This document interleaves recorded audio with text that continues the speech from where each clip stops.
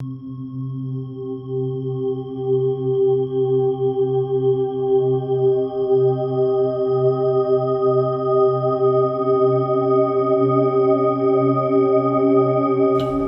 everyone, this is Oscar from Underdog. Today I want to give you a quick tip on how to achieve glassy sound layers that you often hear in cinema when someone's trying to create a kind of a magical atmosphere or tension or somehow mysterious spy kind of sound.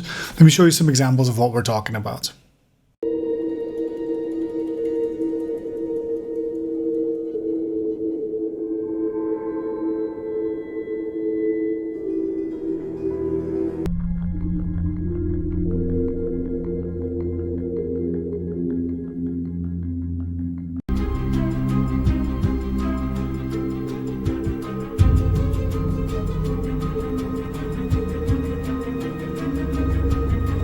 So do you hear those little shimmery, like kind of sounds? They kind of come every now and then. They play different notes and they kind of hang there, and they feel either like a flute or somehow like when you're ringing glass on a, when you're running your finger across a glass and it's ringing. There's a couple of ways to make something like this, but what I would recommend is that we look at the workflow where we go first. We use an FM synthesizer, then we run it into some delays, and then we run it into a reverb unit with freeze on, and the cutoff of that freeze deactivated. I'm going to explain to you right now what that means, and I'll jump into Ableton. Let's check it out.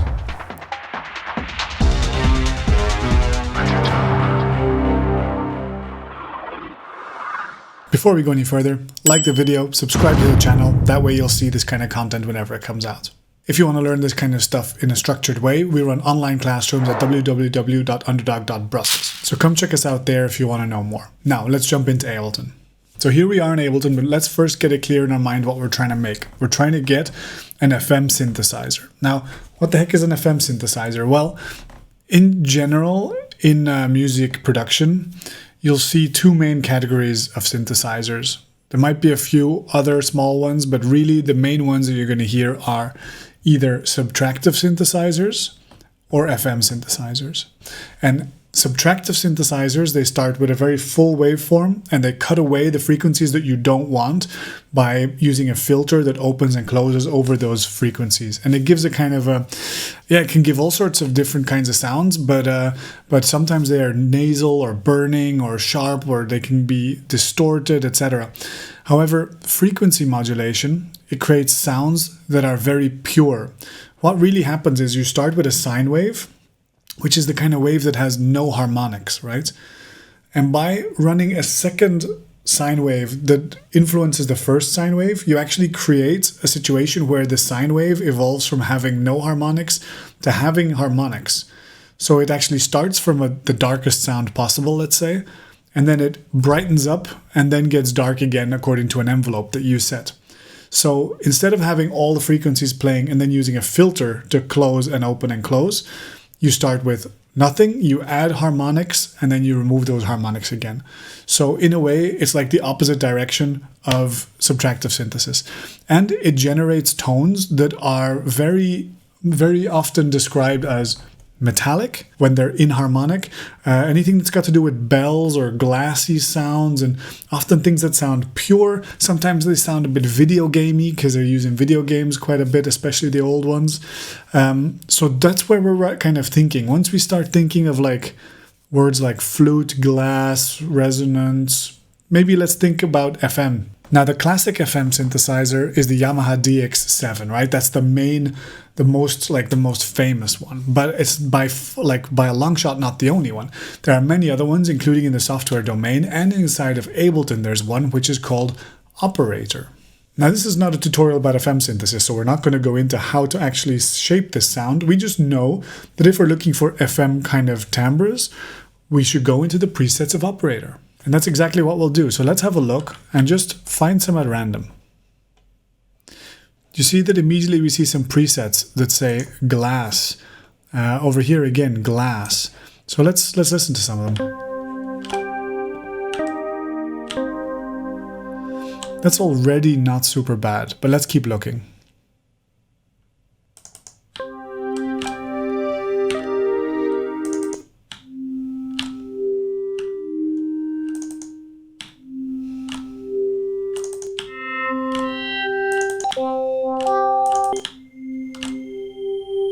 Okay, I think we found something. This one will do nicely for what we're trying to do.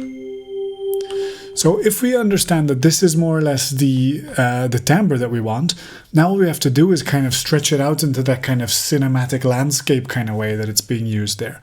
So there's two things that I would do to lengthen a sound like this and make it more ambient. Well, one is delay and the other one is reverb. And then the reverb is a bit special. So the delay, I would just go to Ableton's delay, get yourself standard one. Put the feedback pretty high, keep it like 50% dry wet, leave everything else where it is, I think, and just play around. Yeah, okay, we're already getting into that spy thriller kind of feeling. Now, depending on how you're listening to this, you may or may not pick up something very subtle that's happening. At the very, very top of the highest part of the frequency spectrum, there's some digital noise that's coming in. That's something that happens quite quickly with FM synthesis. So what you might want to do is you might want to drag yourself an equalizer and look at the peaks at the very top, they're like over 10K. They're probably not what you want inside of the sound. Let's check it out. There's some peaks up here that maybe we can just notch out. Okay, that's going to be a bit less fatiguing for our ear. If you can't tell the difference, then maybe look into your monitoring situation, because you might want to get some more detailed headphones, because these kind of things are quite important. If you let too many of these like sharp whistling frequencies in your music, it might be fatiguing for someone who can listen to it on a higher quality sound system. So now I've got the delay set up. That's fine. That just kind of washes the sound out. We could even try ping-ponging it as well. That makes it nice and wide. Okay, let's keep the ping pong on. Now let's go into Ableton's reverb. And I'll just look at the standard reverb. Every time you go to reverb, the main places your eyes want to go are the dry wet and the decay time. So first of all, let's make it really wet and really long decay time, because we don't want this to be rhythmical at all. We want this to be like an atmosphere that's changing, but we don't want it to have like a strong attack and release. So we just want it to like flow. Yeah, look at that.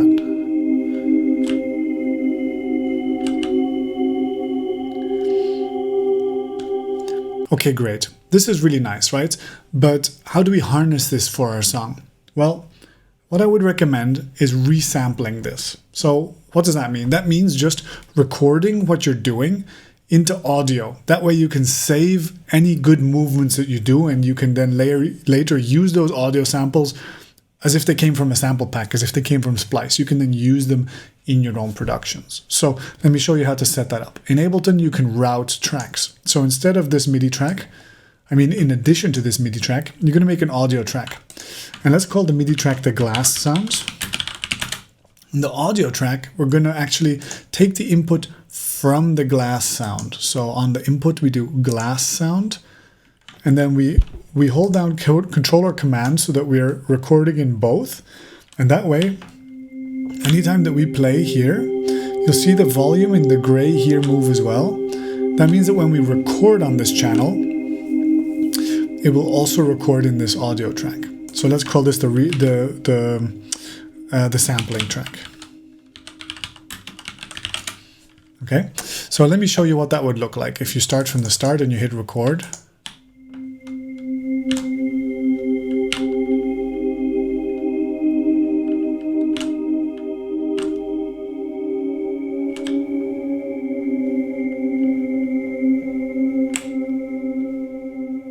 So you let go of your key, you let the decays tail off, very important. And then once the decays tail off, you stop hitting record. Hop. And now this sound here is something that you could put in your personal sample bank. For one day when you need a glassy pad sound, you can lift it and put it into your track. Now doing this is actually not so obvious in Ableton, and so I want to show you really quickly how to do that. What you would do is you would right click on the sound, you would show in browser. In the browser, it shows you what file is associated with this clip. And what you want to do here is you want to rename, or you do Control R, and you call this, glassy pad 01. And now this sound, you can drag it into your favorites somewhere. Like let's say I've got this folder called orchestral where I'm collecting these kind of sounds. So I drag it and I just drag it into orchestral. Boom. And now in this folder, I've got something called glassy pad. This way you can collect samples and slowly build and accumulate your samples library based on sounds that you've created yourself, not from external sound packs, which is a real superpower to have. So over time, start accumulating these little bits. Now, one last trick I want to give you is I want you to experiment with turning on the freeze mode on the reverb. Let me show you what that sounds like. Freeze mode, it essentially stops listening to the input of the effect. And what it'll do is it'll just keep reverberating that slice indefinitely, forever, until you turn off freeze mode. And that's pretty cool. But then what it does is this little cut button here. It's also, so like I said, it cuts the input, but you can turn that off so that it also keeps adding the input signal to this building up static thing that's just going to sit there forever. It's as if you had a decay time of infinity almost. So every sound that comes in starts to add up. And so you can slowly hit different notes and you're going to have this texture that's building up over time. Let me show you what that sounds like. So here we go. And I'm going to record it because every time you're going to do something cool, record it just in case it really was cool. Then you can save it. Okay, here we go. So I'm going to hit freeze. So as you can see now, I'm not playing any notes. It's just going to keep doing this forever. So if I turn off the cut, now here we go.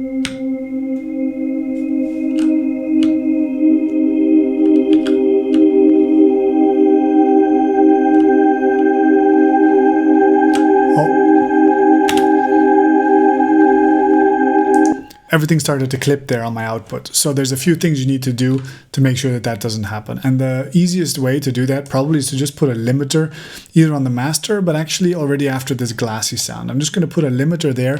That way when the signal tries to get louder, where it's going to go clipping, it just gets turned down. So let me try that again with the limiter and turning everything down 6 decibels here, just to give myself enough headroom so that I'm not going to be clipping the output, okay? So let's try that again with this extra headroom. Let's make sure that freeze is off, but cut is on, and let's get started.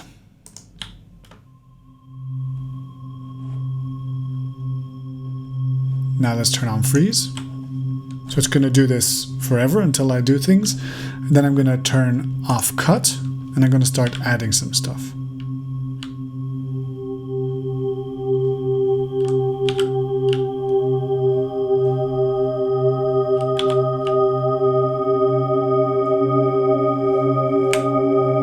Okay, and I can let go now. I can hold this, I can let it go for as long as I want if this is a texture that I want to later cut up and layer into one of my tracks. And whenever I want, I can turn off freeze. And it's going to naturally tail into nothing. Then I wait for the tail to end.